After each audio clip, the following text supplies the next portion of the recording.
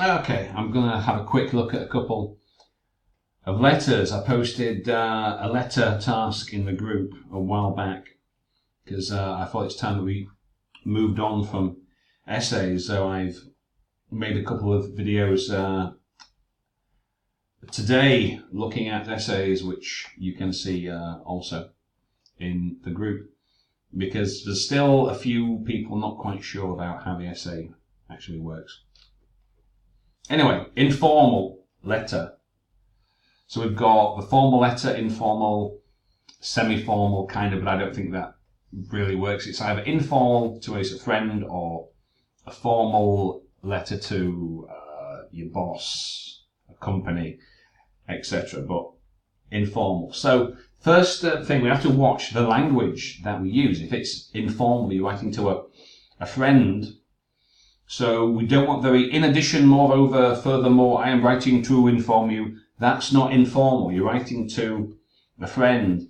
Hey, Kev, just thought I'd drop you a line to apologise. I'm really sorry, Kev, blah, blah, blah. Not, dear Kevin, I am writing to inform you of the disappointing, but that's no good. You've got to get the right tone. Now, first things first.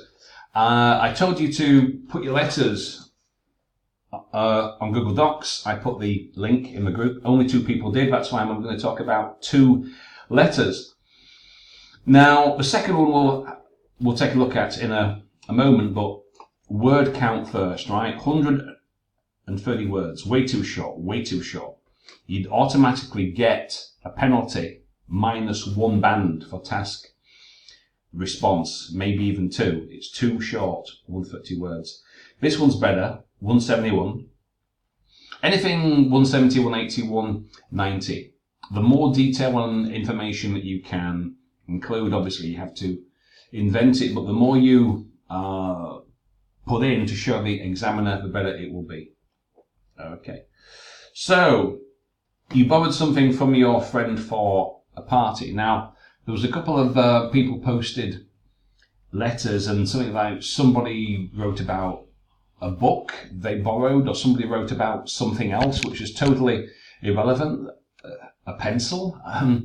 So, in terms of task response, you wouldn't get very far there. It's pretty clear, something from your friend for a party. So, could be a sound system, provide some music, it could be a cocktail shaker, like such as in this example here.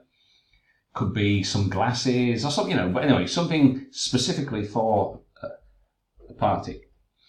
So, dear Pam, I'm writing to tell you that I'm truly sorry about crippling. Now, right, how can you cripple a cocktail shaker? You can break it, can damage it, you can smash it to pieces, but you can't cripple it. Really. I'm writing to tell you I'm truly sorry. This seems a little bit formal. This is a little bit formal. You're writing to a friend. Okay. And crippling. Now, the other thing, I quickly remember, you've got 3 points, and you have to make sure all 3 points are included in the order. Okay. I've noticed some people don't include all 3 of the points. So what I would do, you've got opening sentence, reason for writing, paragraph 1, 2, and 3, and not conclusion, but kind of closing, and yours, blah, blah, blah, blah, blah. Okay. So if you recall to mind, that's a bit formal. I mean, if you remember, why is it present perfect? I threw. So, because we know when the action occurred. So, no present perfect. Neither. I threw a birthday party for my younger brother last Friday. Now, as I said, you could have put a little more information. For my younger brother's 18th birthday last week, it was, the more detail, the more vocab you can show, the more structures you can include, the better your score is going to be. Okay, if it's too simple, the examiner can only give you a limited score because you're not telling him anything. So, if you recall for birthday on Friday, last Wednesday, I borrowed your new cocktail shaker. which you've just bought, which you had, because it will be past perfect. So I borrowed in simple past, past perfect, farther back in time. So that's what we need there, not present perfect, which you had just bought but hadn't used. Okay, so some people confuse these. The simple past is the closer one. Past perfect is farther back in time. So we use past perfect to talk about two actions we want to show a sequence. So, for example, by the time I arrived home, the football match had started. So, had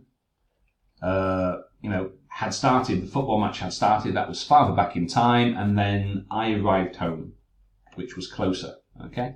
So, I borrowed, which you had just bought. Okay.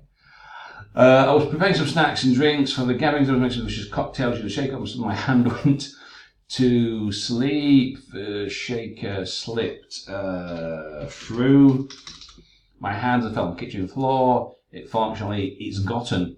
Gotten. Well, we wouldn't use that, would we? We would use that for present perfect or past perfect. Unfortunately, it got a huge dent in it, I would say, in it, and has stopped working. Right, it's a cocktail shaker. It's not a mechanical device, so I don't know how it could stop working. I mean, it has a dent in it, but it wouldn't stop working. It's just a container that you shake some ice in. So, but anyway, unfortunately, it's got a huge dent in it and has stopped working since then. I tried to fix it myself. It's a cocktail shaker with a dent in it. You can't really fix it, can you? You took it to the cocktail shaker repair shop. Now this, I believe a cocktail shaker is one of those things that it's like a metal flask, and you put the liquids in, the ice in, you screw the top and shake it by hand. So it's not a machine, it's not a mechanical device. So you can't really take it to a repair shop, not as such. This sounds more like some electrical item, which it obviously isn't. So you need to be careful there.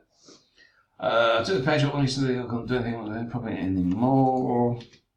Decided to buy a new one on a big made of the day. I suggest that you would accept my apology and forgive me. Okay, so that's a little bit formal, but okay. Not too bad though, not too bad. Okay, just watch your tone. You're writing to a friend, and a bit more detail. I would have mentioned a little bit more about the party. You're going to be careful there because that seems like it's an electrical item, which it isn't. But okay, so that's not bad. Now this next one, I'm writing to apologize. Again, this is a little bit formal. It's a friend. I'm writing to apologise to you for my ignorance in keeping the glasses I borrowed, not lent. You borrowed, they lent, and present perfect. Because we know when you borrowed it, we don't need present perfect, just a simple past. In keeping the glasses I borrowed from you last week, and we don't need a comma. I have held, why, again, when we know when, it's simple past, not present perfect. I held my party last Sunday, everything went. How can you enjoy something too much? You enjoyed it so much. I myself had a good time too, except for, what's your prepositions? One trouble about the dishes. Glasses and dishes, it's not the same thing. So be careful there. Glasses, dishes, not the same thing. It was sweet of you to lend, as I say, they lend, you borrow. Lend them to me, but one of them was broken because of the inattention of one of my guests. That's why I couldn't say found complete. We said, well, I'm going to shop this week, and I hope time sent it on my example to you, my taste. So that's not bad, but it's far too short. far too short. So you'd automatically get a penalty there for 130 words. 150 is your minimum requirement, so you really need to be working on that. But aside from that, you've got some prepositions, articles, borrow, lend, what's your verb forms. If you know when, it's simple past, not present perfect. Okay, so not too bad, not too bad. I'll post another task a bit later, and we will try this again. Okay, I'll post a link in Google Docs. Whatever is on it, that's what I'll take a look at.